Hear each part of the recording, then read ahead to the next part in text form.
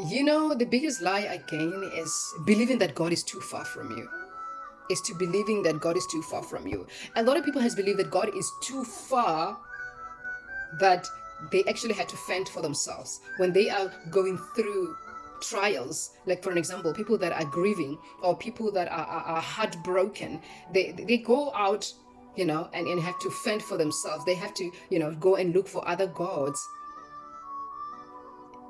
And some of them rely on the spirit of divination just so they can get help, just so they can get rid of the pain that's inside of them. The pain that only God can actually can take it away. A pain that needs to be left at the altar of God. Nobody deserves to be going through that. Nobody deserves to be walking around with so much pain. Pain is supposed to be seasonal. Same pain. It's supposed to be seasonal. And then we move on. We move on. We ask for healing and we are healed. We accept healing and then we move on. And the only way that pain can go away completely and you can find joy is when you leave it at the altar of Jesus Christ and you say, God, take it away from me. I know what I'm talking about because I shared my testimony on how I saw Jesus Christ removing my heart and replacing it with a brand new heart. Sorry about that. So remember what David said. David in Psalm 34 verse 18, he said that God is close to the brokenhearted.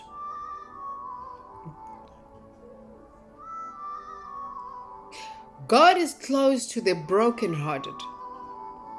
And what we do sometimes, the mistake that sometimes that we make is we keep quiet. We keep quiet. You have people that will keep quiet when they are going through the pain, but God said, why don't you just call on me? You didn't call on God, but the Bible tells us that He is closer. He's just here. He's just waiting for you. Remember, free will. Okay, free will does not only apply when you sin, free will also apply in terms of you communicating with God. If you think that I'll just close my mouth and God can see through, God can see you, He's closer, but you have to raise up your hand and say, God, I need you, I need your help, then He will show up. That's what He said in the Bible. He said that. Just call on to me, then I will come and deliver you. When God taught me how to call unto Him, I never stopped calling unto Him. I call unto Him with the most silliest stuff because every task, in the morning, anything that I do, I make sure He's involved, and He loves that. Let me give an example. I love going outside, like maybe like in my bedroom or like in the kitchen or everywhere, like anywhere in the house. I would literally just looking up in the sky. I had no idea that actually God rejoices when I do that. I thought that's just a habit. I just go outside and look at the sky. I have more pictures of the sky than anything else in my phone. I love taking pictures of the sky. I just love looking up the sky. It's just, I don't know, I just love it so much. And I had no idea that God actually loves it when I do that. Because I'd be looking up the sky, then I'd be talking to my Father. I'd be talking to Him. The day that He taught me how to call unto Him, not only when I'm in trouble, that I should call unto Him every day, every morning when I wake up.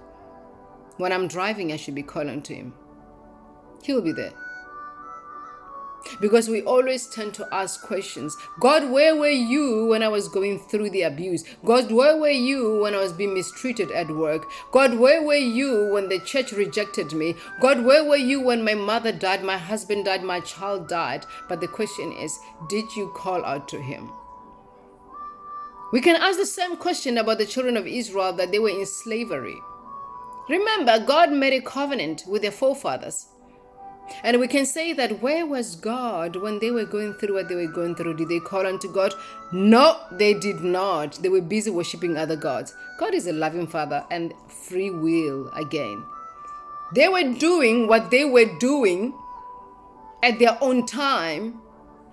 They were doing what was pleasing them. And God is a God of order. The most expensive word in this Bible, let me tell you, from Genesis to Revelation, is order. Order. Order. He's a God of order. He is such a loving Father. He was there and he was hurting. He was hurting, and somebody will say, but if he was hurting, why he didn't do anything? It's not in his nature to interrupt with you worshiping other gods. Must he come and say, hey, you? No. God is there.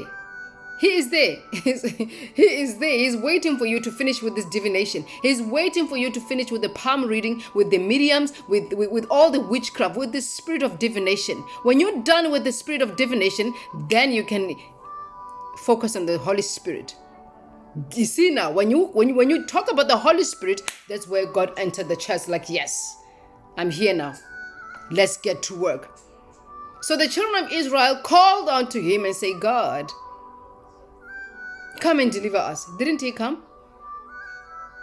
He just didn't come. Only a baby was born. Now you need to understand God's splendor. A baby was born that was going to, he didn't even want to use any of them. He said, let me tell you what's going to happen. I'm just going to make sure I bring a brand new baby to come and deliver you here. A baby was born. Moses was born for that purpose, to deliver his people, to take them to the promised land. That's what happened.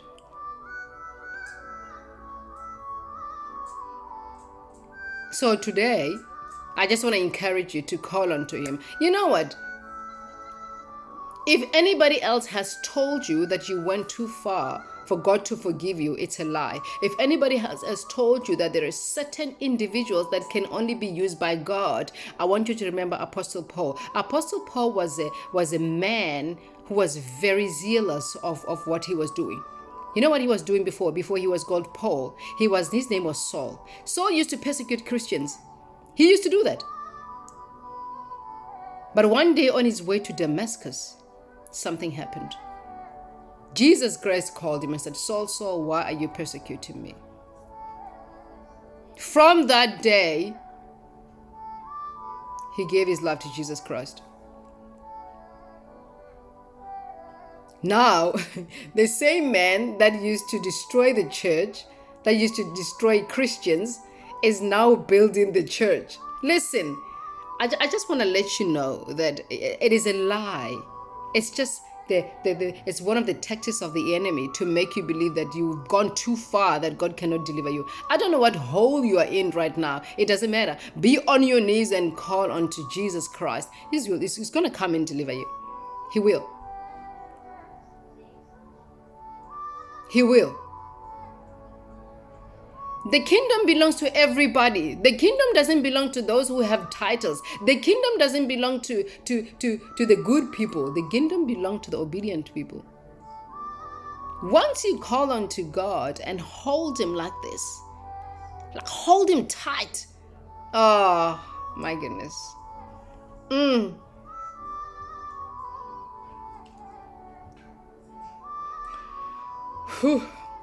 I'm getting emotional because you're going to look back one day and say, I could have done this sooner. I could have done this sooner, you know. Why didn't I do this sooner? I missed out on this joy. I missed out on this peace. My goodness. And you know what God's going to do now? It's going to give you double for your trouble. He's going to give you double for your trouble. And he's going to restore everything that the enemy has taken from you. All the years that the enemy has been whispering lies in your ears, God is going to restore it.